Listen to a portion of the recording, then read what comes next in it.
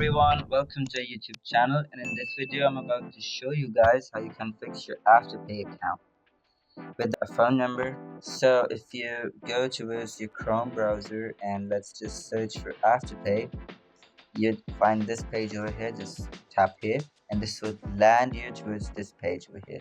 Now tap on these three lines at the top left of different options over here. I'm going to tap on contact. From contact I'm going to tap on how to log in.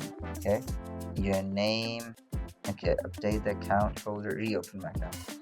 Now first and last name, date of birth, your phone number, address, and then you're going to tell your problem, country, your merchant ID, the attachment, the screenshot that would help them.